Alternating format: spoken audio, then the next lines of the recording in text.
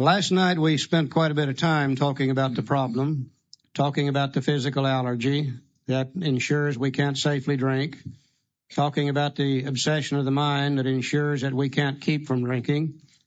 And the ultimate conclusion to that was if you can't safely drink without getting drunk, and if you can't keep from drinking, then you've become absolutely powerless over alcohol. And most certainly our lives have become unmanageable. If not at that time, we just keep on drinking, and after a while they will be for sure. So this morning we're going to look at an example of a guy that had that problem. A good textbook never tells you anything anyhow, but what it don't back it up with more information. And we're going to look at Bill's story this morning.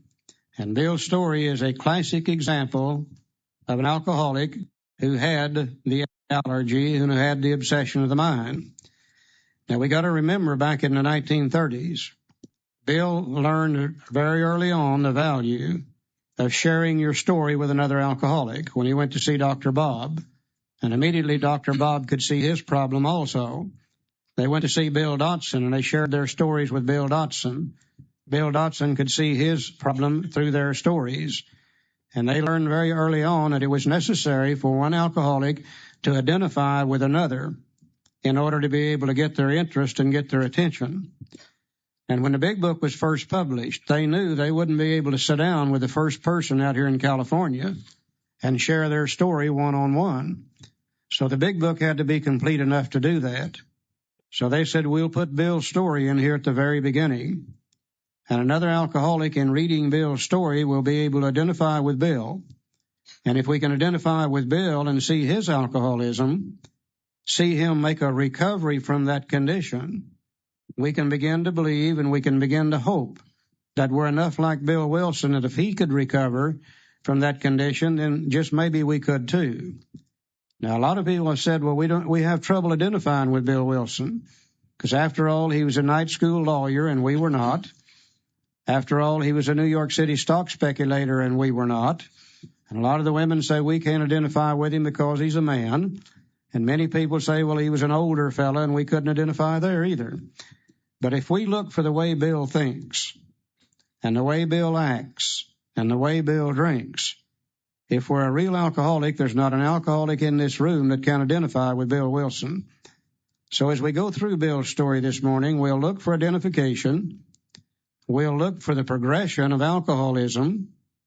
We'll look for him drinking finally for the sickest reason of all, complete oblivion. Then we'll look and see how Bill recovered from alcoholism. And if we've identified with him, then we can begin to believe that if he could do it, just maybe we could too. Identification, the beginning of belief, the beginning of hope. Joe? See, I too didn't think I could identify with Bill Wilson because I've seen pictures of him, and he was an old man, I thought. Turns out he was 43 years old when this book was written, so a relatively young man. But as I began to study and read Bill's story, I began to see that he was a very optimistic person, hardworking, had lots and lots of willpower. He was a self-made man, became very successful in his own right. And through Bill's story, we're going to see how he learned, how he was, what he was like. Then we're going to see how he learned that he was sick, and then we're going to see how he affected a recovery. So the total story of Alcoholics Anonymous is contained in Bill Wilson's story. So let's go to page 1, Bill's story. He said, war fever ran high in the New England town to which we new young officers from Plattsburgh were assigned, and we were flattered when the first citizens took us to their homes, making us feel heroic. Here was love, applause, and war. Moments sublime with intervals hilarious. Anybody ever had any moments sublime with intervals hilarious? I have. I love the way Bill writes. Said, I was part of life at last. In the midst of excitement, I discovered liquor. I forgot the strong warnings and prejudices of my people concerning drink. In time we sailed for over there. I was very lonely and again turned to alcohol. We landed in England. I visited Winchester Cathedral.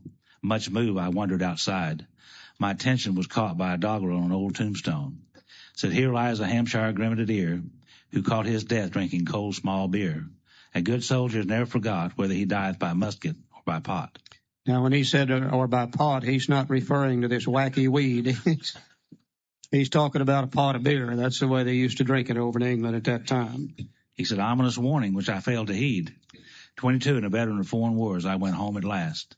I fancied myself a leader, for had not the men of my battery given me special token of appreciation? My talent for leadership, I imagined, would one day place me in the head of vast enterprise of which I would manage with the utmost assurance. He said, I took a night law course and obtained employment as an investigator for the surety company. The drive for success was on. I proved to the world that I was important. I already identify with Bill Wilson. That seems to be one of the main characteristics behind every alcoholic I've ever known. That great drive for success was on. I proved to the world that I'm important also. That seems to be the driving force behind each one of us. He said, my work took me about Wall Street, and little by little I became interested in the market. Many people lost money, but some became very rich. Well, why not I? I studied economics and business as well as law. Potential alcoholic that I was, I nearly failed my law course. At one of the finals, I was too drunk to think or to write. Though my drinking was not yet continuous, it disturbed my wives. I can identify with Bill. So we had a long talks when I would steal her forebodings by telling her that men of genius conceive their best projects when drunk. I have no trouble identifying with Bill Wilson. That the most majestic constructions of philosophic thought were so derived. Charlie said last night we make our living selling fast talks to slow-thinking people, and Bill's trying to do some of that here, but we all know the Lois didn't buy that. He said by the time I'd completed the course, I knew the law was not for me. The inviting maelstream of Wall Street had me in its grip. Business and financial leaders were my heroes. Out of this alloy of drink and speculation, I commenced to forge the weapon that'll one day turn in its flight like a boomerang and all but cut me to ribbons. Living modestly, my wife and I saved $1,000. It went into certain securities, then cheap and rather unpopular. I rightly imagined that they would someday have a great rise. I failed to persuade my broker friends to send me out looking over factories and managements, but my wife and I decided to go anyway. I had developed a theory that most people lost money in stocks through ignorance of markets. I discovered many more reasons later on. Now, Bill is referring to a time back in the 1920s when the stock market was on a roll. Just about everybody that dealt with stocks was making money. All you had to do is buy them and hold on to them, let them go up in price, sell them, take your profits, buy some more. Everything was done on about a 10% margin. Everything was pure speculation. Bill really became one of the first investment counselors on Wall Street. He began to say, look, sooner or later this bubble is going to burst. Sooner or later we're going to have to start making our decisions based on fact rather than speculation. He went to the people who had the money, and he said, I don't have the money to do this, but if you guys would back me financially, I'll leave New York City and I'll start visiting these companies. And I'll look at the plants and I'll talk to the employees and I'll examine the books wherever I can. And I'll write up reports and send them back in here.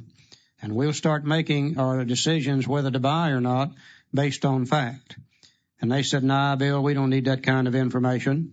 We're making about all the money we want to make anyhow. And you know how we alcoholics are. If we get a good idea, stubborn as hell, we're going to carry it out one way or the other. He said, to hell with them. I don't need them anyhow. I'll just go do this on my own. He said we gave up our positions and off we roared on a motorcycle. The sidecar stuffed with tent blankets, a change of clothes, 3 huge volumes of a financial reference service. Our friends thought a lunacy commission should be appointed. Perhaps they were right. I had had some success in speculation, so we had a little money. But we once worked on a farm for a month to avoid drawing on our small capital. That was the last honest manual labor on my part for many a day. We covered the whole eastern United States in a year. At the end of it, my reports to Wall Street procured me a position there and the use of a large expense account. The exercise of an option brought in more money, leaving us with a profit of several $1,000s for that year. Bill and Lois, traveling on the motorcycle, living in the tent, went up and down the eastern seaboard of the United States, and he wrote up reports on approximately 100 of the largest companies in the eastern states, sent them into New York City. The guys that had the money saw them, and they said, oh, yeah, man, this is great information. Immediately they put Bill on the payroll, gave him a large expense account. He exercised an option, made a good profit. For the first time in his life, he's got something. He came from a little town called East Dorset, Vermont. He had never had anything before in his life. Here's how he feels. For the next few years, fortune threw money and applause my way. I had arrived. God, how many of us have done the same kind of things Bill did? My judgment and ideas were followed by many to the tune of paper millions. The great boom of the late 20s was seething and swelling. Drink was taking an important, exhilarating part in my life. There was loud talk in the jazz places uptown.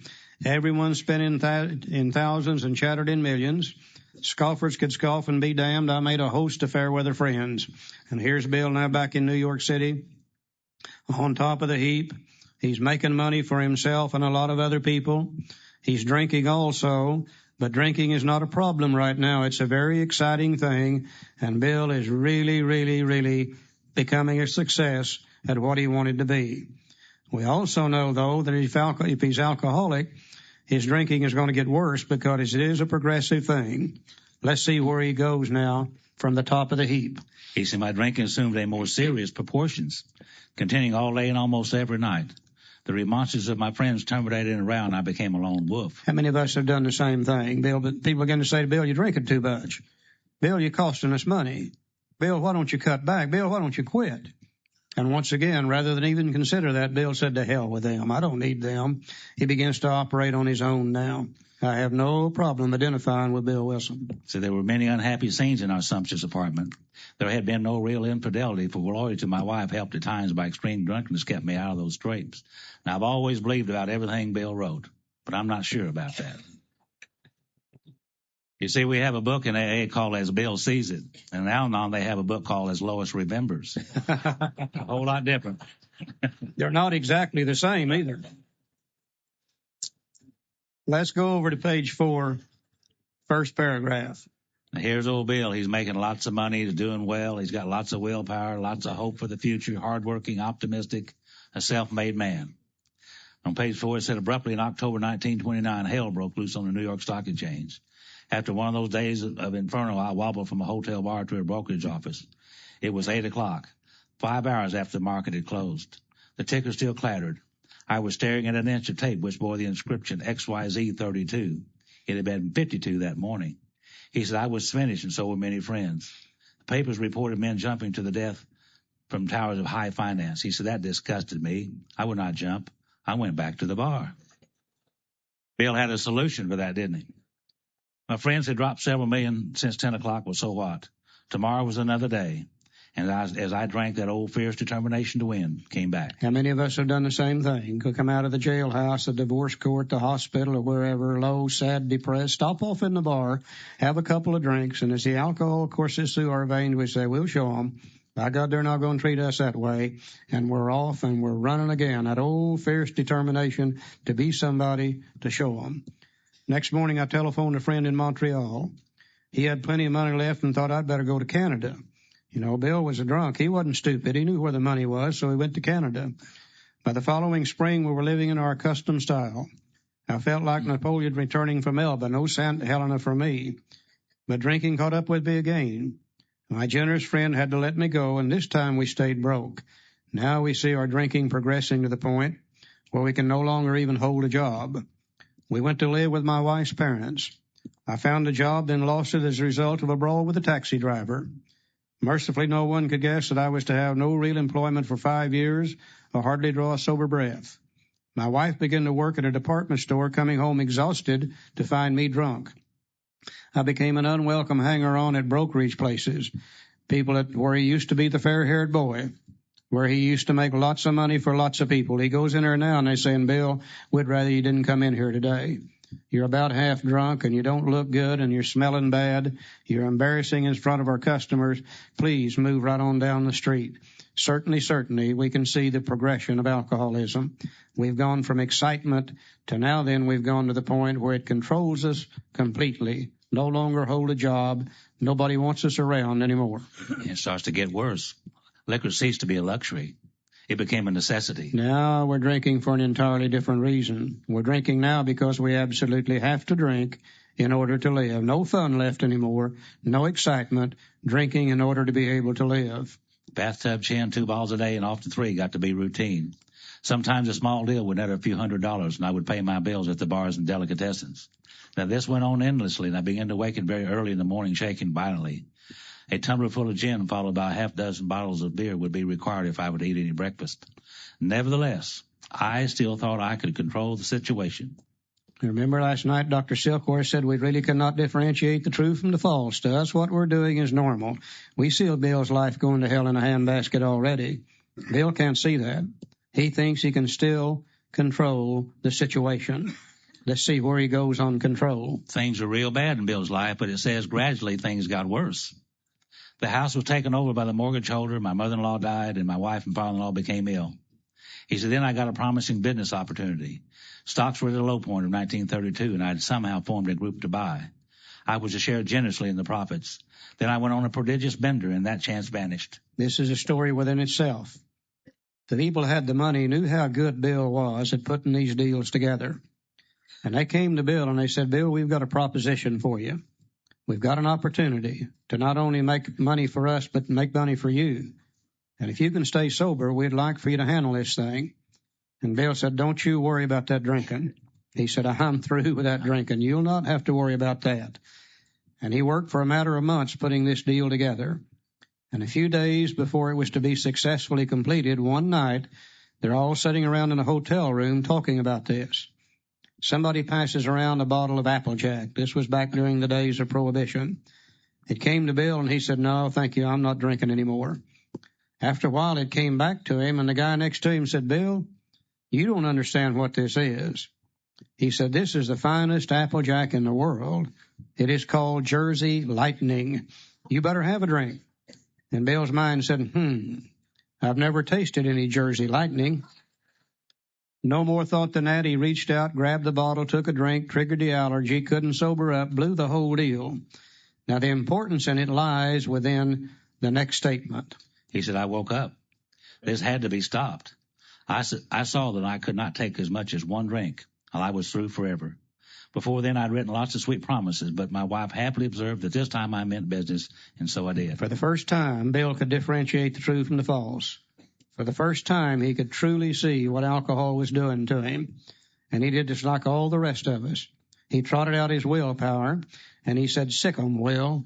We're through with that drinking. We'll never drink again as long as we live.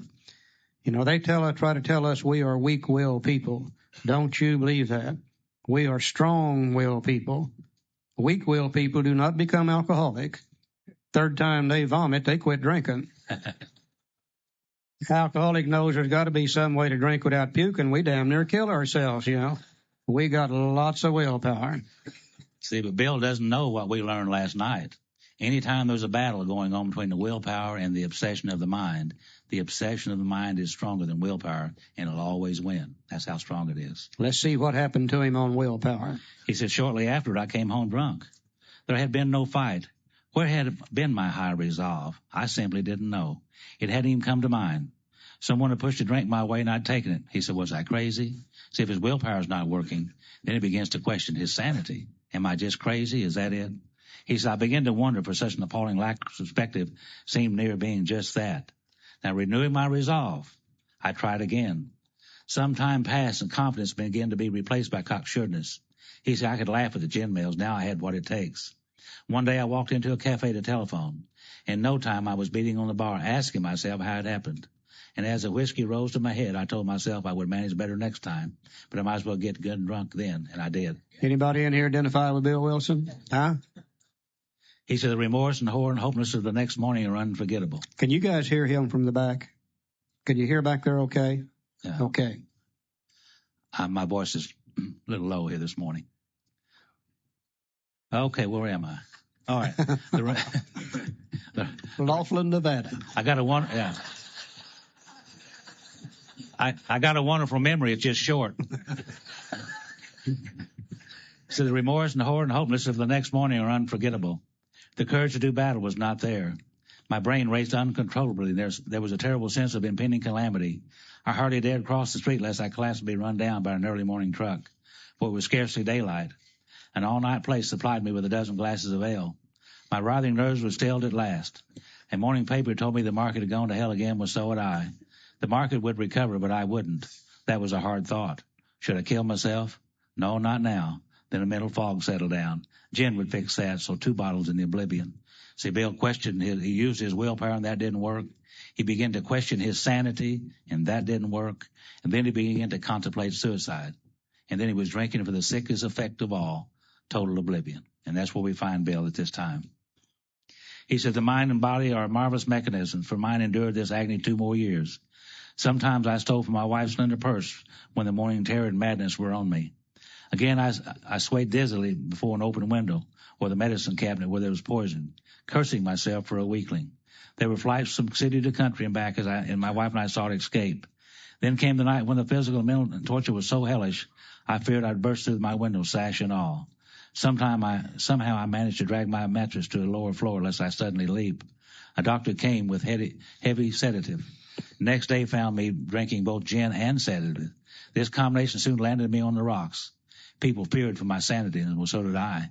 I could eat little or nothing when drinking, and I was 40 pounds underweight. So now we find Bill drinking for oblivion, not eating very often. I can identify with Bill. He's dying of malnutrition. And I can identify with Bill because when I was drinking in those last years of my drinking, occasionally I'd eat a bologna sandwich because I knew you're supposed to eat something rather than just drink. And that's what Bill was doing at this time, dying of malnutrition. My brother-in-law is a physician, and through his kindness and that of my mother, I was placed in a nationally known hospital for the mental and physical rehabilitation of alcoholics. This is the Towns Hospital in New York City, and this is the summer of 1933. Under the so-called belladonna treatment, my brain cleared. Belladonna was a drug that they used to fool the body into thinking it had alcohol in it. It was used for withdrawal purposes. It's what they use Valium for today. Hydrotherapy and mild exercise help much. Hydrotherapy is a water treatment. We saw some of that in a treatment center in Australia back in the 1980s. They would put the alcoholic on a gurney, roll him into the shower room, and they had shower heads all the way around the shower room, alternating hot and cold water. Be in there for about 30 minutes. Doesn't cure alcoholism, but it makes a clean drunk out of you, I'll guarantee you that. And those guys that come out of there and their skin all wrinkled up and shriveled up. He said, best of all, I met a kind doctor. Now, this is Dr. Silkworth, who explained that though certainly selfish and foolish, I'd been seriously ill, bodily and mentally. Silky sat down with him and explained his ideas about the physical allergy and the obsession of the mind. And here's the effect it had on Bill. He said it relieved me somewhat to learn that in alcoholics the will is amazingly weakened when it comes to combating liquor, though it often remains strong in other respects. My incredible behavior in the face of a desperate desire to stop was explained. Understanding myself now, I fared forth in high hope. For 3 or 4 months the goose hung high. I went to town regularly and even made a little money. Surely this was the answer, self-knowledge. For the first time, Bill understood his problem. He knew it was not willpower. He knew it wasn't moral character and sin. He knew it was a physical allergy coupled with an obsession of the mind, and that's what made him absolutely powerless. And he said, now that I know what's wrong with me, I'll not have to drink any longer. Let's see where he goes from here. The information we learned last night about the doctor's opinion and the illness of alcoholism is very, very important information. But, it's just information. It will not solve alcoholism just because we know what the problem is, as Bill found out. But it was not. For the frightful day came when I drank once more. The curve of my declining moral and bodily health fell off like a ski jump. And after a time, I returned to the hospital. Now, this is the summer of 1934. A year later, we go back into the towns for the second time. He said, this was the finish, the curtain, it seemed to me.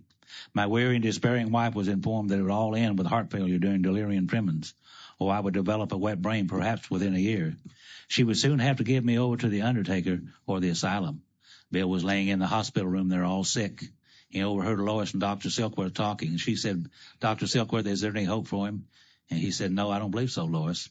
We'll have to give him over to the undertaker or the asylum because there's no solution for Bill. And he said, they did not need to tell me. He said, I knew and I almost welcomed the idea.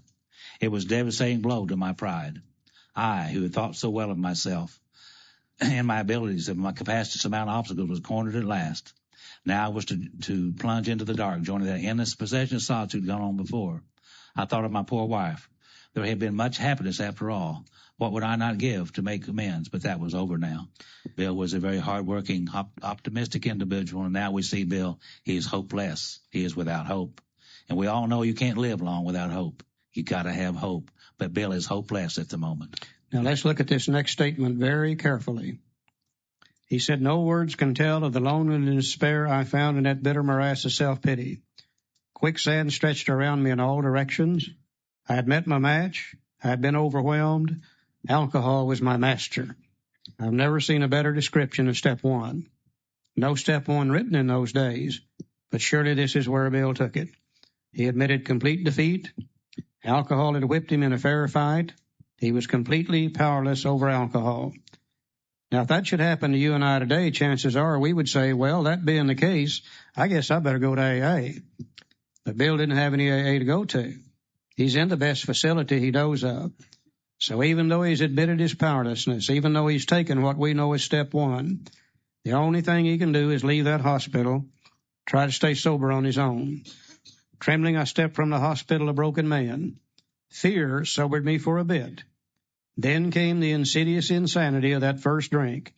And in Armistice Day 1934, I was off again. Everyone became resigned to the certainty that I would have to be shut up somewhere, or would stumble along to a miserable end. How dark it is before the dawn.